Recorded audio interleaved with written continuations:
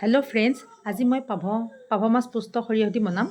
500 গ্ৰাম পাভ মাছ লৈছোঁ। ইয়াতে নিমখ, হালধি, এচামুচ সৰিয়হ তেল দি সানি 20 মিনিট সময় থৈ দিছোঁ।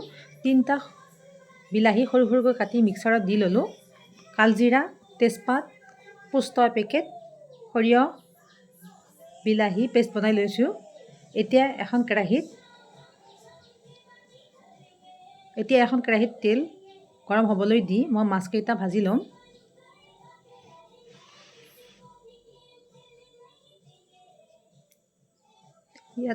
ইয়াতে মই কোনো ধৰণৰ আদা, নহৰু, পিঁয়াজৰ ব্যৱহাৰ কৰা নাই।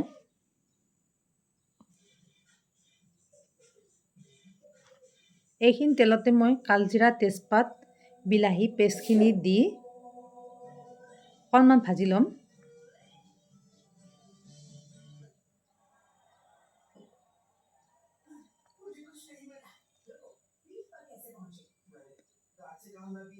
সোৱাদৰ জোখেৰে মই নিমখ দি দিলোঁ। হালধি এচামুচ, জলকীয়া গুড়ি এচামুচ দি দিলোঁ। এইখিনি অলপ ভাজি লৈ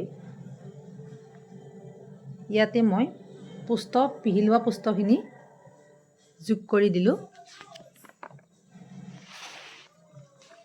এইখিনি অকণমান সময় ভাজি লৈ মই ইয়াতে সৰহকৈ পানী দিম।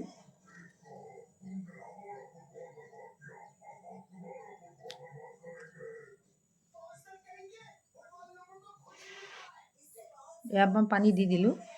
পানীখিনি উতলাৰ লগে লগে ইয়াতে মই মাছকেইটাও দি দিলোঁ।